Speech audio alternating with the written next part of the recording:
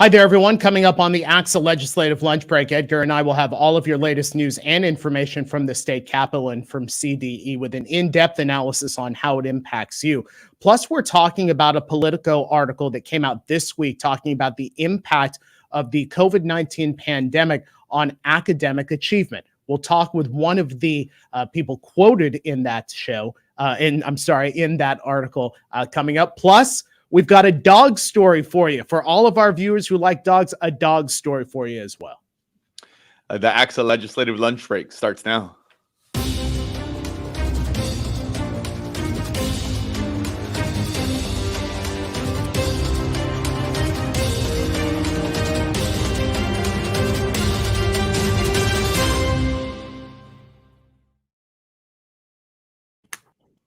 Hi there, everyone. On a Wednesday, welcome to the ACSA Legislative Lunch Break, along with Edgar's ACSA Senior Director of Policy and Governmental Relations. I'm Naj Alikhan, ACSA Senior Director of Marketing and Communications. Welcome on a Wednesday. We're honored to have you here. Go ahead and jump onto our chat and say hello. Let us know what's happening in your region today. Edgar, how are you on this Wednesday? I'm good. I made it here. That was half the battle, right? Some of these days, some days we do a lot of prep and we're in here and, we're getting ready. Today was one of those days, jumped in here. So I'm just glad to be here at 1 o'clock, but looking forward to our conversation. I would say that, you were running in, to get into your seat and get the microphone set up seconds before the show. And when you know that I'm the one that flubs up the lines right before our great introduction there. I was going to give you a pass. I wasn't going to bring more attention to it, but yeah, right. You're the pro here, but hey, it just gives me a little bit more. I'll give myself a pass next time I mess up. If the pro here messed up the lines, then next time Edgar does, I'll just remember. It'll be okay. I'll point that out to you. Compliments to the broadcast journalism teachers over at San Diego State for telling me don't try and make it look like something is not happening when you're doing something, because the viewers are much smarter than you think. Than you think you are. Philip, good to see you. Mark Campbell, Angela Schell, Ellen Wheeler, Morgan Nugent, and Gary Reller, our first group here on the chat today. We've got a really interesting guest for you today. There was an article published in Politico earlier this week talking about academic achievement for primary school students and middle school students nationwide. The impact of academic achievement before the pandemic and where we're currently at right now. Some really interesting statistics. We've got an associate professor from the University of Southern California, Edgar's alma mater, on the show. He was quoted in the article, so we'll talk with him in just a couple of minutes. Want to get just a couple of news headlines, Edgar. I want to just get your opinions on them, what you're hearing out in the field. We have this story first. LA Unified, Oakland Unified, Sac City Unified, San Diego Unified, and other districts, according to this story in EdSource by our good friends Carolyn Jones and John Fensterwald. Those districts and others phasing out grades below a C for high school students. If a student fails a test or doesn't complete their homework, they'll be able to retake the test and get more time to turn in the assignments. The idea is to encourage students to learn the course material and not to be derailed by a low grade that could potentially disqualify them from admission to a UC or a CSU school. Edgar, student advocates have kind of been pushing for something like this for some time, but the pandemic has allowed for the opportunity to really go through it. In fact, one of the quotes in this story, although education reform advocates have been pushing this for years, the pandemic offered, as I said, an opportunity for districts to put that in action. What are you hearing out in the field? Because obviously, when we're talking about the bigger districts here in the state, there could be some trickle-down effect if this indeed works. Yeah, I think this is a broader theme that we saw the conversation really be elevated during the pandemic in terms of schools and districts really trying to think about, okay, what do we do here, knowing that some of our communities are being challenged by the pandemic and that there's a lot of circumstances and variables there that may have not been there, and the impact on grades. We saw that, as we were struggling, I think, grinding away with distance learning or hybrid. And that was something we were hearing, a narrative from our members, from the schools, that what they were seeing in terms of grades and that they didn't think it made sense, okay, under the traditional standards to be giving a lot of kids F's and D's. And I think this is carried over. I think some of the sentiment that our viewers would know better than anybody about what some of the trends have been. Now, everybody has not moved in the direction of some of the districts that you named. This tends to be a controversial subject in some communities. People start worrying about what that is going to mean in terms of, as you noted, for college admission, or on the flip side, are watering down the grades, right? That's usually the discussion that happens amongst parents, sometimes parent groups. But I think this is a broader trend across our state, frankly, across the country, trying to think about how do we deal with some of the stuff that we're going to talk about today, some of the academic impact of the pandemic, whether that being giving more flexibility on grades. I know we'll talk to Morgan about a little bit about, this whole notion of letting parents choose to hold their kids back, and that's been a trend nationwide. So I think that's one example of that. Yeah. Two others for you. This was an opinion piece that was in the Orange County Register today from Christian Bernard, taking a closer look at the school finance here in California, saying that education spending in California has increased dramatically since the Great Recession, but there are several reasons why the state's school districts may not be feeling these increases. Two points here in this article. First, as far as why California schools are, quote, still in financial distress, there's declining enrollment. And then the second piece, the escalating problems with the teacher pension system. And it's something we've heard before, but I wanted to ask, as we move from December into January and into the next legislative year, are you getting the feeling, are you hearing anything about perhaps some policy changes or some policy discussion around pensions? Well, here's the bigger issue, and it's something we're going to be talking about quite a lot, I think, come January, where we have this challenge here. And this is only going to get tougher. So the preview of what we're going to be talking about our first couple of shows when we come back from the holiday, it's the headlines will undoubtedly be, after the governor announces his budget this year, that schools are doing great. The headlines in the LA Times across the state are going to be billions of dollars going to education. The flip side of that, we're going to be hearing from our members that they still have a lot of fiscal and operational challenges, whether it be that they don't have the staffing necessary to serve all these students or programs, a lot of the programs that the state has implemented over the last number of years. And here's going to be, the tough part, and to this issue that you noted, even though on one hand, we could be talking about an influx of dollars. Some of that, a lot of times, is one time. So, districts can't budget that for people, can't really put that to some of the ongoing costs. In some cases, this is going to be the tricky part. Some districts are going to be talking about layoffs at the same time that the state is the perception is that schools are doing great fiscally, right? So that's going to be the challenge. I think to your question about what are going to be some of the policy proposals, what's going to be the big thing here coming up in 2022, there's going to be a lot of money for the state. The legislative analysts, the early forecasts show that we expect that it's going to be a positive year on the budget front. What do we do with that revenue? I think is going to be the key point. Is it going to be an opportunity for the state to go and create more stuff, new programs, is there other things that they're going to want to do? Or is there some opportunity to use some of that investment to really go to things like investing in LCFF, in the base grant? Is it an opportunity to dedicate some non-Prop 98 dollars to pension relief? I think that's going to be the big piece moving forward. Yeah. I want to say hello to James and Laura, Charlie Hoffman, ACSA president, Deanna, Sheldon Smith. Good to see you. All right, folks, here we go.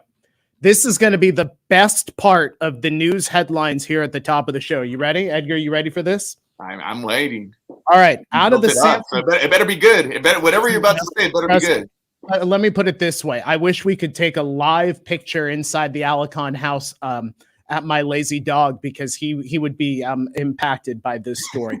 Out of the San Francisco Chronicle today, California testing COVID sniffing dogs in schools. The state's health department recently received federal funding for a pilot program to introduce COVID sniffing dogs into schools starting this month. State epidemiologist Dr. Erica Pan offered a sneak peek at the project during a roundtable with other medical experts Tuesday and said more details would be announced shortly. Scientists say the coronavirus, like other diseases, has a distinct scent, and several research centers across the U.S. have been working on training dogs to detect the presence of this disease. Look, we have heard about how dogs can be very, very impactful in detecting things like heart attacks and seizures. So I don't think I'm surprised about something like this, especially if it's happening in other parts of the country. Something tells me our viewers would say it's about time that the dog got off the couch and did some work to contribute. This is that opportunity right there. Yeah, like you said, it's putting our dogs that are just lying around not doing much, puts them to shame when there's dogs out there detecting COVID. I will say I heard about this story.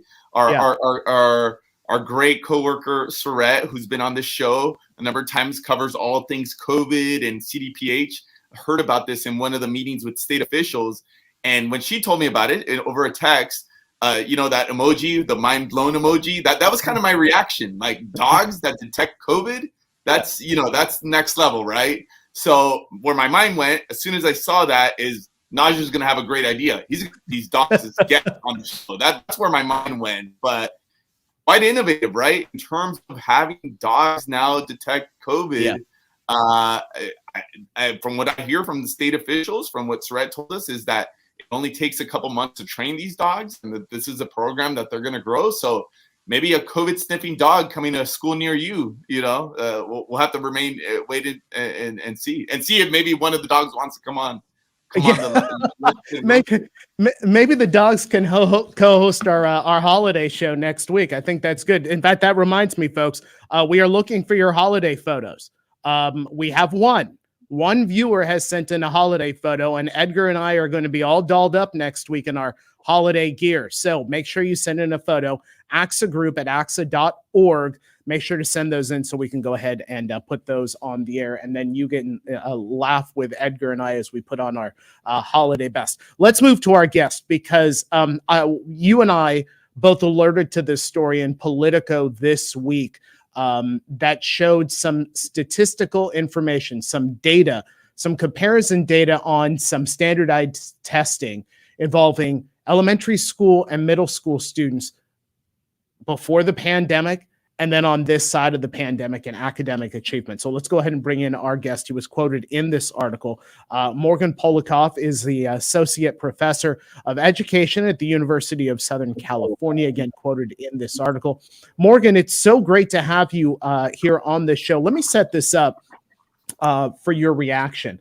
The iReady test is a standardized test with Curriculum Associates, the company that puts this test together. They call this an adaptive diagnostic test, providing detailed information on student performance by domain and also provides instructional recommendations. The test was taken by elementary and middle school students. And when you compare the scores before the pandemic and then those in the most recent time, and the article says that nearly 3 million students took it during those two times, the performance levels took a significant hit. I don't think that would be surprising to anybody who is watching this show or any of our members, but what was your reaction when you saw some of the data? Well, as you said, I mean, it's not especially surprising in the sense that we've had other reports that have shown similar results from different assessments like NWEA, and even some results from state tests have shown similar trends. So I wasn't really surprised, but I do think it's important because, for instance, there's quite a bit of pushback against this notion that there has been real academic declines as a result of COVID, and these results just drive home that no, those declines are real, and they're especially targeted at the students who were most disadvantaged prior to COVID. Who also happen to be the students whose families were most likely to suffer during COVID, right, from things like job loss, COVID illness, and even family deaths. And so, to me, it's just it's sort of like a bright red light that needs attention. And and hopefully, state leaders and district leaders around California and elsewhere will, answer the call. Mm-hmm. Mm-hmm. Hey, Morgan, you allude to the fact of how some of this has been controversial in terms of how we even talk about it. One of the things we get strong reactions anytime, whether we say it or somebody else says it, learning loss and whatnot, that this has been a controversial subject. But you mentioned, and I saw in the article, and I've seen you've done other writing on and just thinking on this issue, that some of these results point to the importance of in-person learning. If nothing else, we kind of saw how important that was. What Naj talked about, that was looking at it from a national landscape. Any assessments, whether it be from this data that just came out or just other findings about how did we do here in California? And have we seen any of the differences within communities in California, given the fact that, as we know, some schools never closed or maybe closed for a short amount of time. Some schools, for a number of reasons, struggled to get back to in-person learning for some time last year. So any early indications about how we as a state are faring on this front? Sure. Yeah. So I presented with Curriculum Associates recently at the California Education Research Association conference, and they presented some California specific data there that were based on this report. And essentially the findings are that the patterns in California are the same, right? So declines in early reading and across the grades in mathematics, larger declines in schools serving more disadvantaged students. The difference between California and the country is that California basically looked worse on all those things, right? So the patterns were the same, but the magnitude was bigger. And I think that speaks to exactly what you just said. For better or for worse, California schools were closed longer and more on average than schools in other states. And there's a lot of evidence, not just from test scores, but, I also co-direct a nationally representative survey of American families. And we see that, when parents rate the quality of their kids' education or their degree of concern about, their kids, the degree of concern about their kids' academic readiness or things like that, those things are always worse for kids who spent more time in remote. And that's just a reality that we have to deal with, right? So to me, I think what that speaks to is doing absolutely everything possible to keep kids in person as much as possible, as sort of the baseline response to what's happened. I want to point this out to folks. We've gone and put the link into our chat. So if you want to take a look at the article after the show, of course, you can go ahead and get that link from there. I do want to, because we've talked about data, do want to give some of that data to our viewers here. According to the results of this test, schools serving majority Black and Latino students saw almost double the amount of unfinished learning in third grade reading and math as schools serving majority white students. The percentage of third grade students who are not on grade level in schools serving majority Black students grew by 17 percentage points compared to 6 points in schools serving majority white students. In schools serving majority Latino students, the percentage of students who are behind grew by 14 percentage points. Now, your quote, Morgan, in this story reflects the importance of in-person learning, which you were just talking about. Tell us about that and what you see from the data maybe improving over time because the students are back in person. Sure. As I just mentioned, another hat that I wear is that I co-direct this study called the Understanding America Survey, which is a nationally representative longitudinal study here at USC. And we've been focusing on the educational impacts of the pandemic and surveying parents frequently over time to try and understand those effects. And one of the things that we've learned, which has really stuck out to us, and we have some new results that we're hoping to place shortly, is really that when parents, when kids are back in person, parents pretty much think that things are about as good as they were pre-pandemic, right? That a lot of the battle is really just getting kids back in person and sort of a sense of normalcy. I do think that overstates a bit, how good things are, because we do know a lot of kids are behind and those kids do need attention, and we can't just, say, oh, well, everyone's back in person, and wipe our hands. But yeah, that is really important, and it's in a variety of issues. It's parents' reports of their kids' academic readiness, their mental health or their social emotional health, all those things. Parents report them being much better when the kids are back in person. I will also say that there is a group of kids who I think thrived during the pandemic and during remote learning, and we should also pay attention to those kids and think about how we can support those kids to have better educational experiences coming out of the pandemic. If you felt like school wasn't safe for you, if you felt bullied, if you felt like the traditional classroom setting wasn't for you, we need to think about those kids too. Hey, Morgan, let me ask you about a related issue that I know you were also had a chance to comment on, that there was a trend here in California, but also in other parts of the country, that as a result of the pandemic, there was a policy push, and it happened here in California to the chagrin of some of our members because some of the timing on having to implement this. It was essentially giving parents the option to say that they're going to hold their kids back another year because of the academic impact, because as a result of the pandemic.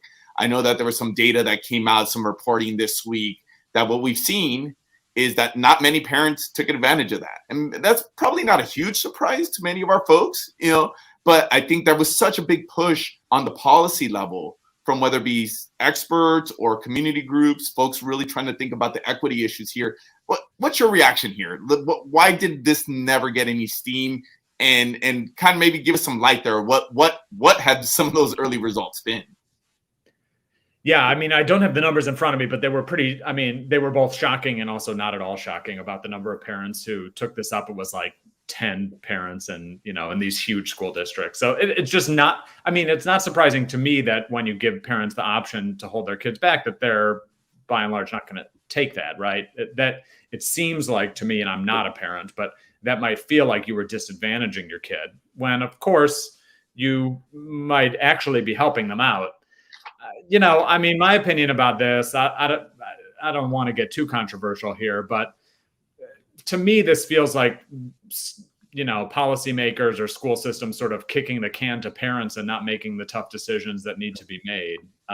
If a kid is way behind and can't read because of the pandemic or not because of the pandemic, then saying to the parents, well, you get to decide if the kid gets held back. Well, no. If the kid isn't making adequate progress and we think that the child will be better served by staying another year or doing a double dose or whatever we think the policy intervention would be, why leave it up to individual parents? I think that ends up, first of all, not solving the problem. And second of all, probably creating some kinds of inequities as well. So I don't know. I'm just not a big fan of, policy solutions that really require the actions of parents to make work. I think that our school systems should, by and large, try and solve these problems more directly when they can. Well, and you just talked about policy, and so I'll ask you about that, because here at ACSA, we talk a lot about equity, and our viewers and educators, obviously, statewide, know about the challenges that exist for Black and Latino students. But in your view, are there policy changes that can be made over these next few years, especially as we move our way into this next legislative session, that can get our students back on track? Sure. Yeah, I think that there's a number of policy change. I think there's a number of things happening around the country that we could look at and think about as possibly inspirational here in California. Certainly I'm an advocate for high quality curriculum materials, especially in early reading. I just wrote a book about that called Beyond Standards. It's all about the role of quality curriculum materials. So I think that the state could certainly play a stronger role in supporting or requiring school districts to adopt good curriculum materials. I think the State Department of Education has put some emphasis behind teacher diversity. I think that's a great policy that I think there's a lot of evidence would really help kids. And so whatever we can do to see some increased diversity in our teacher force, I think will be a good thing. I think not just high quality curriculum materials, but materials that are culturally relevant for California's diverse students. I know, there's all kinds of nonsense out there in the political space about that terminology and related terms. So you could call it something else if you want, but But clearly having curriculum that represents the kinds of students who actually are in California schools, I think will be important. And then, I think that we can't hide from what's happened, right? So like, people are averse to high stakes accountability. And I realize that's a bad word and everything like that, but we really need quality statewide measurement of what has actually happened to kids' academic learning during the pandemic, because the Curriculum Associates report and other reports, those are based on samples, or not really samples, but they're based on whoever happened to be using that test, and we need to really know what the full picture is, overall and for individual kids. Hey Morgan, one more question for me, and I'll take this from something that Angela pointed out in the comments, that while we're talking a lot about the academic impacts, that we can't overlook what the mental health impact has been and what our members continue to see now as kids are back in school. Based on some of the work that you've done and some of these national surveys, have we gotten a good sense yet about what the toll on the social emotional side has been for students? Well, there was just something from the Surgeon General yesterday. They wrote about it in the LA Times. I know the Surgeon General put out some warning, and the American Association of Pediatrics, that might not be the right acronym, but people have been sounding this alarm as well. And it's absolutely something I'm concerned about. I think another one of sort of my bugaboos, I guess, is, trying to sort of heap everything on schools to solve all of these problems, and, turning teachers into social workers. And, I just get worried when we make the job like more and more complicated and impossible to succeed. So I definitely think that we need attention to kids' mental health. I personally think that probably shouldn't be on the burdens of like individual teachers, but rather if we need to hire a bunch of social workers or bring in outside people, right? Those are good uses of, temporary dollars that are out there, assuming we can find the bodies to do that. So yeah, I think it's something that clearly needs attention, because who among us isn't traumatized? But I hope that our solution to that isn't just to like pile a bunch of more responsibility on teachers who are already like burned out and, barely making it through the day. So, yeah. Hey, before Morgan, we let you go, for our viewers, I have to tell you how proud I am of Morgan and shocked with Morgan at the exact same time. We've had Buck Rogeman on here, whose dad played for the Chicago Bears. Ben Churchill, he's a Bears fan. Morgan has been a Bears fan like me for a very long time, but you were able to swear off this nonsense, Morgan, and just kind of go cold turkey off this. Can you give us advice on those of us who are hanging on to a team for no good reason? Well, so I will say geography helps, right? So I've been in LA for 12 years and I was like, listen, this is a little bit ridiculous. Why am I like, what allegiance do I have to this team? You might take like a small amount of grief with your family or friends, but who cares, right? If you need to do what makes you happy, and rooting for a terrible franchise that will never get better is not going to make you happy. So I fully endorse changing allegiances. I think you can do it like a couple of times in your life before it starts to become a problem. That's good. Before it becomes a problem. Good advice. Good advice. Should take it, Naj. Yeah, I know. Seriously. Morgan Polikoff, the associate professor over at the University of Southern California. Morgan, it's been great to have you on the show. You are welcome back anytime. Have a great rest of the day. My pleasure. Take care. Hey, one thing I just noticed, and I think I'm going to make an accusation here. I think you might be up to something, and it backfired on you today. Why is that? You just named all of the guests that we've had that happened to be Bears fans. I think you might have thought Morgan was a Bears fan because you saw he was from Chicago, and that kind of blew up in your face. And then he came in and told you, no, I dealt with that issue. So I don't know. I think there might be something to that there. Listen, I every single football season, I feel bad that I've brought my daughters into the mayhem that is being a Chicago Bears fan. And I know my wife, who signed off on the Bears Museum in the house, probably also wishes that I would make a right turn and go somewhere else. But what are you going to do, right? You can't be perfect, Edgar. You just can't be. You keep striving, Naj. You That's you gotta right. keep trying. That's right.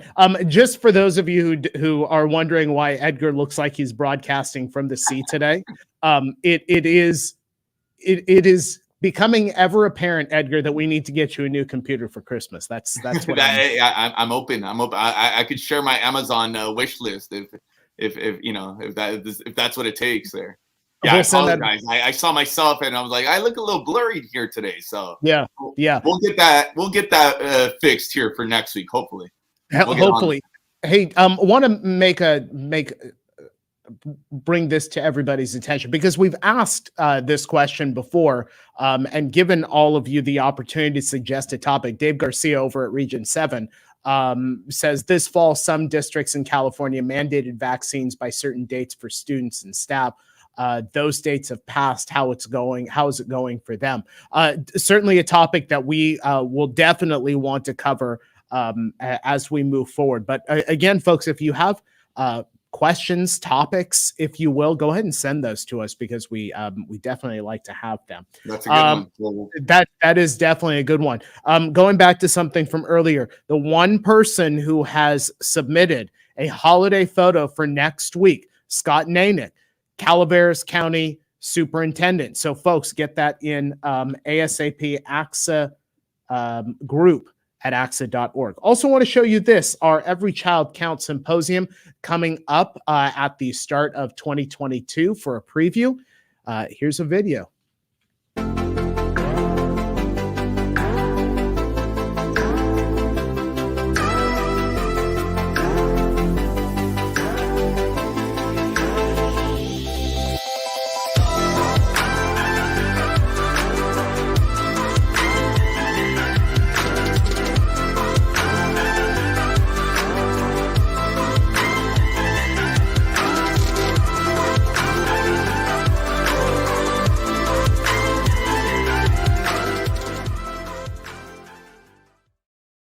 That is our Every Child Counts Symposium. I'm assuming Edgar will be there signing autographs and all of that. So be prepared for that. Edgar, as we wrap this up, we've got our final edition next week for the year. But just to kind of wrap up a little bit about what we heard from Morgan, not surprising, the data. But at least he was talking about perhaps some things that can work policy wise, but maybe just kind of rethinking some of this. From what you heard from Morgan, what are your thoughts?